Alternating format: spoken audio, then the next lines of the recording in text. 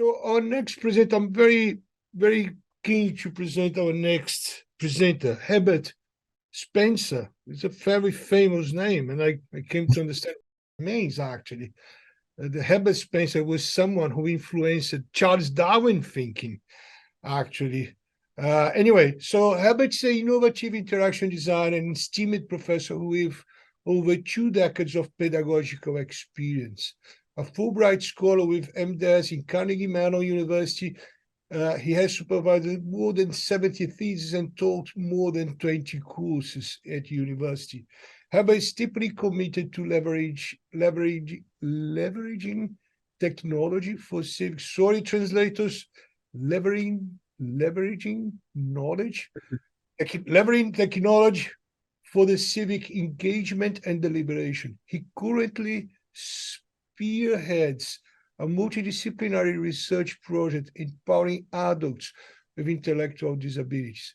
His contribution to the field extends to Latin America, notably through PIX and Pictus, tools that have significantly impacted interaction design and accessibility. He's also the current head of the master's program in architecture and design in PUC Valparaiso. And we are very, very proud to announce publicly here, if you allow me, Herbert, that one of the points for Herbert to be in this diasporic conference is because Herbert is joining AUT on the next year as a journey for his PhD. So I also would like to welcome Herbert for your diasporic journey that is about to start in Aotearoa as well.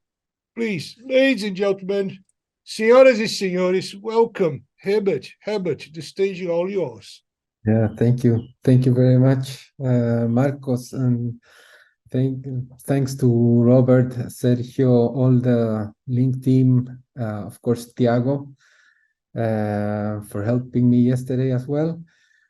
All the previous presenters, Priscilla, everyone. My presentation is kind of a follow-up of what Michelle presented last year about the Travesías.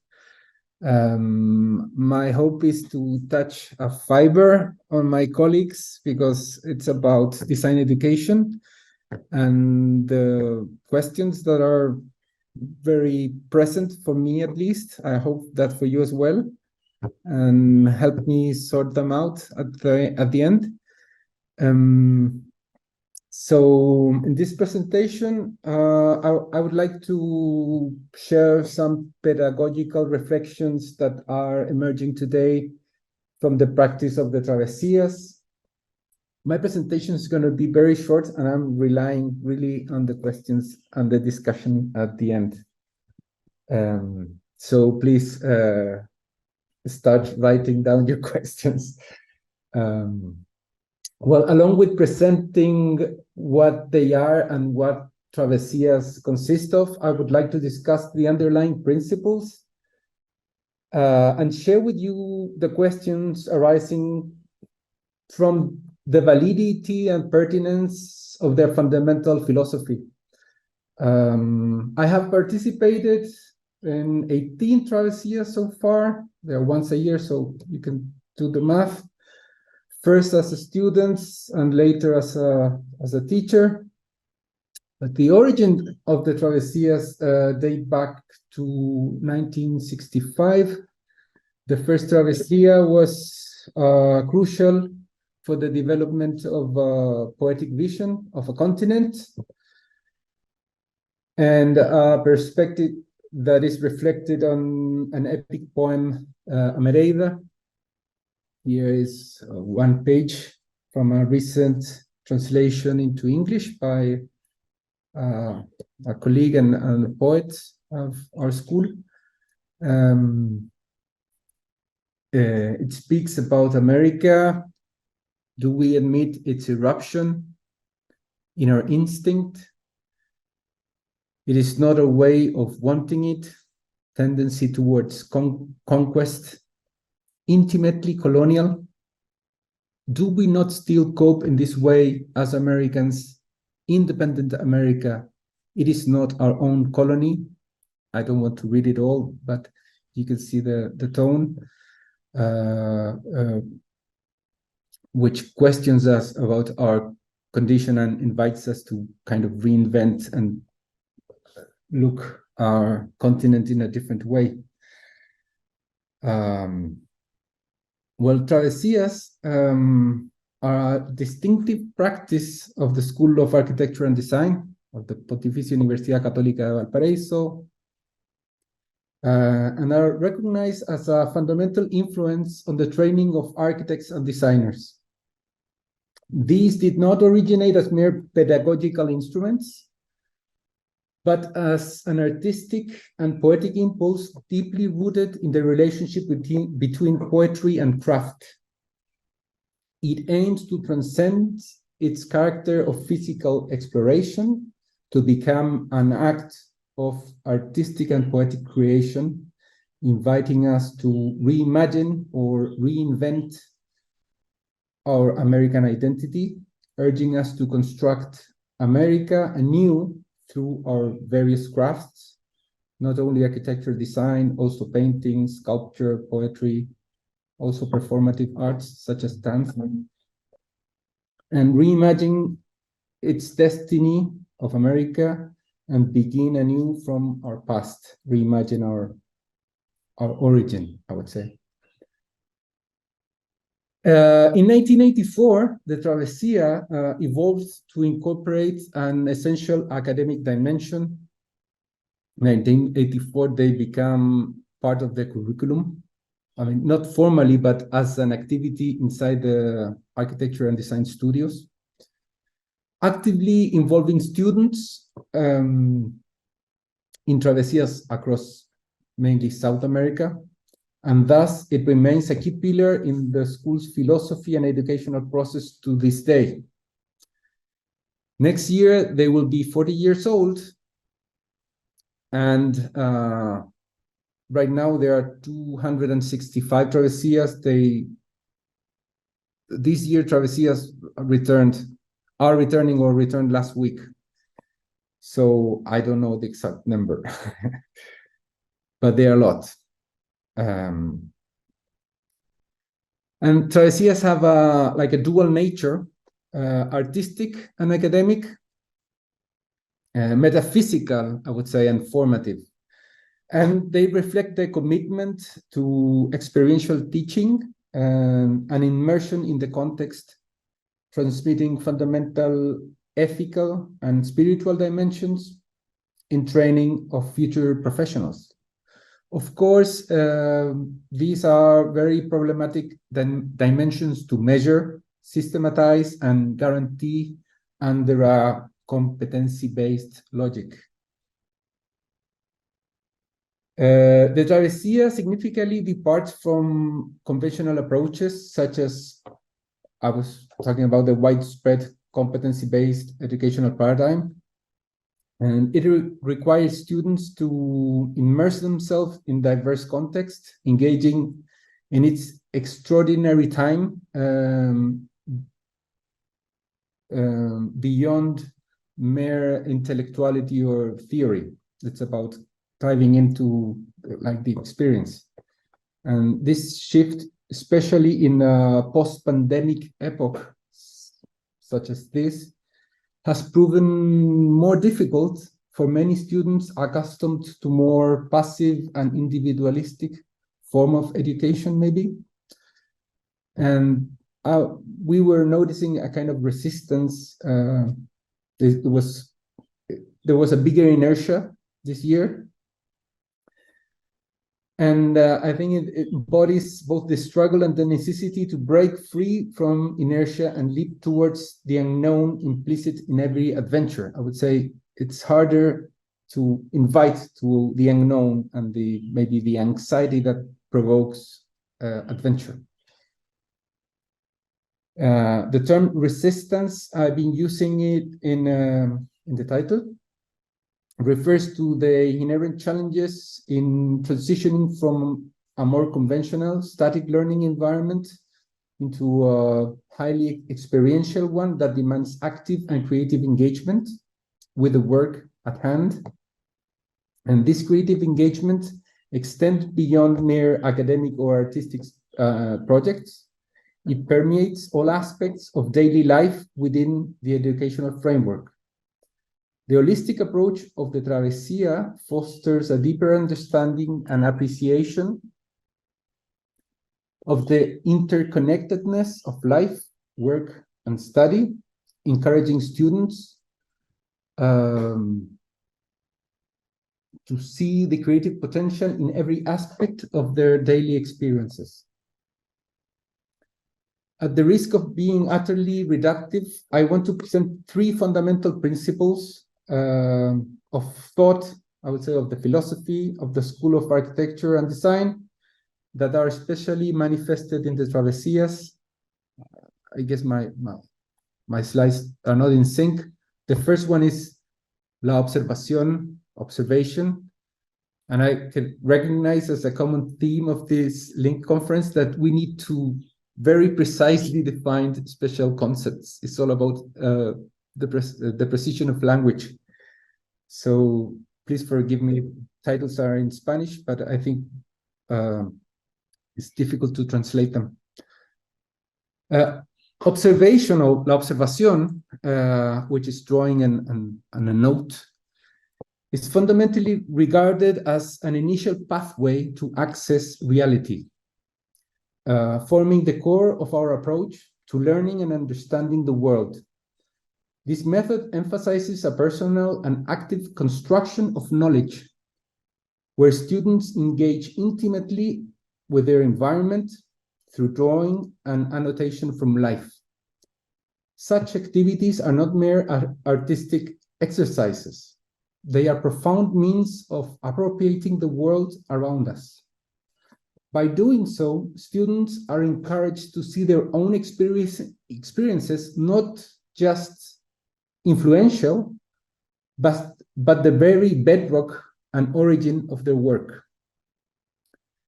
To become, to make something original, you need to be able to make an observation. This perspective of observation challenges the traditional passive modes of learning, of course.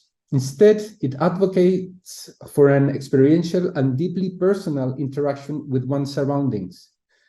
Through the process of drawing and annotating, students are not just recording what they see, they are interpreting and internalizing their experiences, making each observation a unique and personal annotation of the world. This practice helps in developing a profound connection with the subject matter, allowing students to view their experiences as pivotal elements in their creative and intellectual development. In this way, observation transcends being a mere technique and becomes a transformative tool, shaping not just how students view their projects, but how they perceive and engage the world at large. The second concept is obra, work, but I think it's especially difficult to translate because the root is different. And the work, especially in the context of Travesías, aligns more with the realm of art than with conventional professional practices. This understanding of the work encompasses several key ideas that collectively define its unique character and significance. At its core, the work is gift or present, characterized by gratuitousness. This perspective challenges the prevailing mentality of performance and utility, function, I would say, positing the work as something that exists beyond a mere utilitarian or commercial objective. In a world often dominated by practicality and monetization, the concept of a free, unencumbered work can be misunderstood or undervalued. Yet it is this very nature of gratuitousness that imbues the work with its profound sense of freedom. Free from the depths and demands of the community or the work exists as a pure expression, unshackled from utilitarian constraints. I know this last statement might be controversial because it means that you are not care about the community, but it's subtle. It has to do with opening a space or giving a new meaning. This notion of the work as a present implies a process of building the present, a creative act that continually reshapes and redefines the immediate world. It embodies the indistinct becoming distinct, the emergence of wonder in the new, and the continual process of opening, encountering, re-engaging. These aspects reflect a deep engagement with the question of art itself, exploring the boundaries between the known and the unknown, the ordinary and the extraordinary. This approach emphasizes the transformative power of the work, where the act of creation is as significant as the creation itself. It highlights the potential of art to change perspectives, open new avenues of thought and experience, and connect individuals and communities in meaningful, unexpected ways. This perspective allows us to understand the process as a collection of distinct yet equally full moments. Each creation phase is imbued with its inherent value and significance, echoing the sense of the final piece.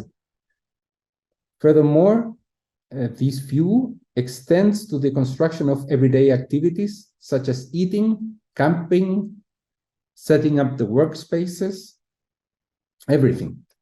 Everything is subject to be treated as a work of design, as a work of art. Laying out the table, for instance.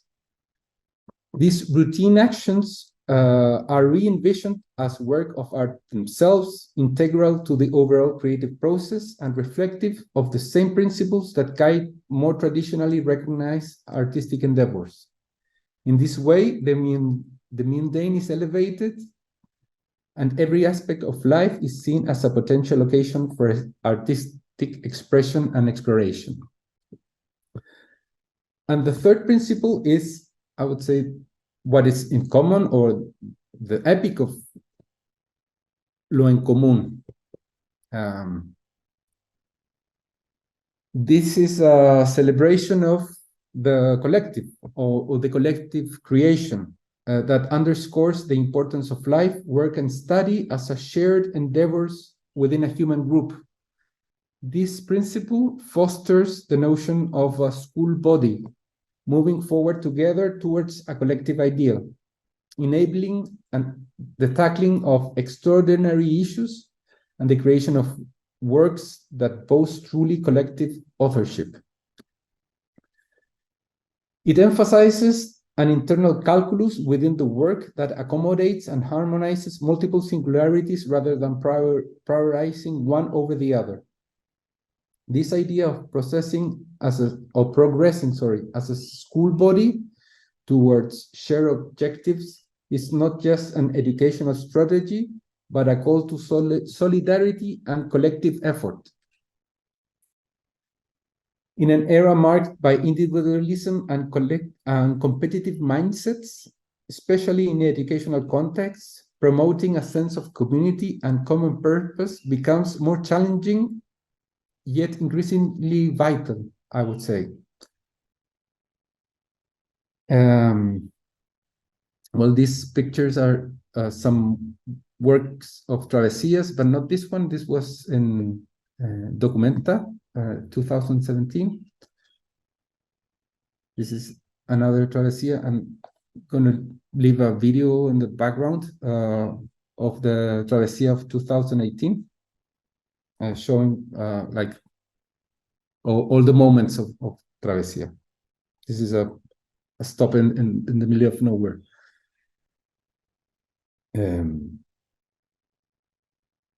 Well, the rise of these new, more individualistic subjectivities raises critical questions about the nature of collaboration and collective endeavor. How do we balance the value of individual achievements with the importance of collective ones? Can we focus on personal success that coexist with a commitment to communal goals? And as a corollary, this is more talking to design or teachers or people that are involved with education, that we find ourselves in a pivotal moment, I would say, navigating a rapidly evolving societal subjectivity. This is not about casting value judgments, saying that everything is wrong. I don't know. I don't think anybody's wrong. But rather it's about fostering a deeper and more nuanced understanding of our roles as educators and creators in this dynamic landscape.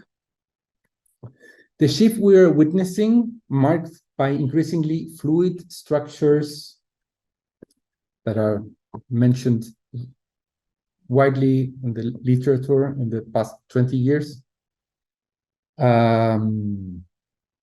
of these fluid structures and the decline of certainties, profoundly alters how the younger generation experiences and interprets the world.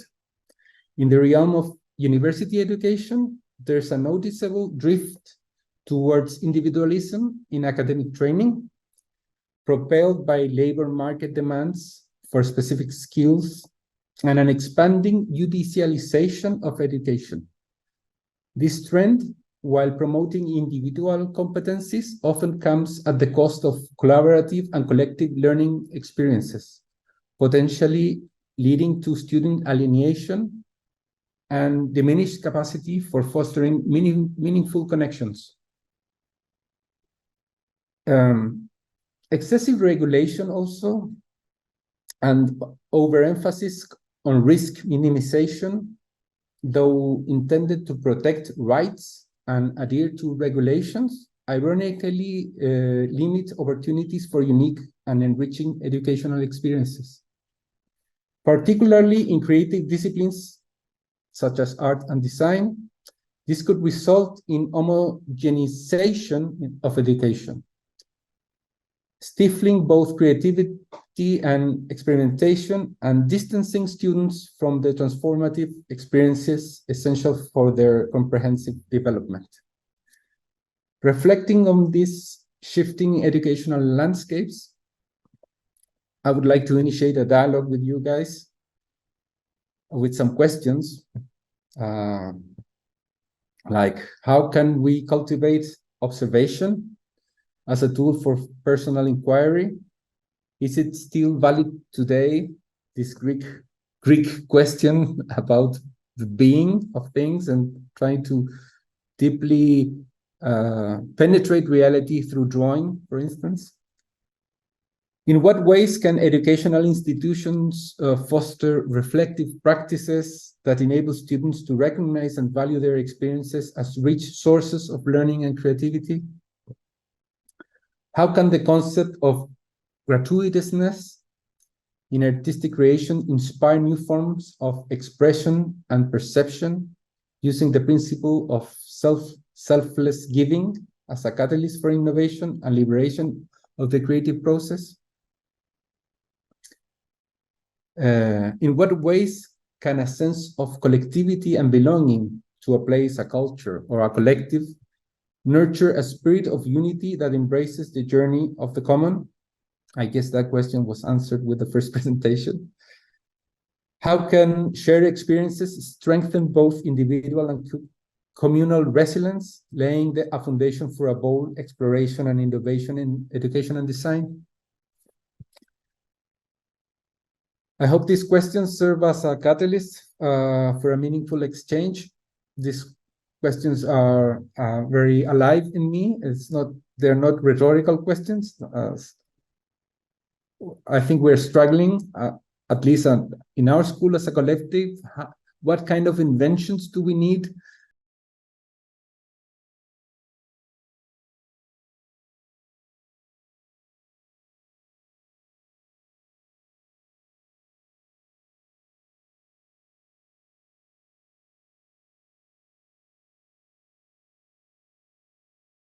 to hear from you guys. What ideas you have, and what do you think about this presentation? Thank you very much. You go. I don't know what. Thank you, Marcos. I don't know if I was too short, but I would really love to have some discussion if it's possible. Yeah, so we still have 2 minutes, and there is a question for you, Herbert. 2 minutes. Oh my God. Oh my God. It was brilliant for me. It was great to see how much we need to rethink our doing here in design, field design teaching. So thank you for sharing that, and let me share my welcome for our friend, our colleague and friend Michelle also. So hello, Michelle, great for you. So thank you, Herbert. That was really nice. I always love the way you guys in PUC de Valparaíso are pushing the boundaries in this form of co-design. So I think we have a lot to learn how we do stuff and how we need to co-share the need with our, users or whatever we call them. So there is one question here, which is, Herbert, me pergunto se de alguma forma o período de pandemia influenciou na sua reflexão sobre o conceito de travessia. So, Herbert, my question is, if any way the pandemic times did influence your reflection about the concept of travessia? Please, could you talk a little bit about? You have a couple of minutes, Herbert, so you can answer that. I thought I was going to be shorter, but I guess I was 28 minutes more or less. Yes, definitely the pandemic was a very big deal. But locally in Chile, we had what was called estallido social, like a very deep civil unrest during 2019, which was also influential in the way we imparted education, because we started online earlier. Because of this, it wasn't safe to go out to the streets. Previous years, we had every year like a big demonstrations with paros. I don't know how to say it, like strikes, student strikes that lasted 2 months, 3 months. So it's been complicated to even measure the curriculum redesigns we've done. But the idea here is to first ask the question if these principles, these approaches, are still current, and if we say yes, they are still current, or we think they are valuable, or maybe there are other principles that we need to explore. But if we think they're fundamental for design formation, as Janaina was talking about this word formation, which is very beautiful. We need to maybe reinvent the ways or the channels or the modes in which we transmit them. And I think every professor is struggling with these kind of questions. So that's why I was hoping to get some feedback about this.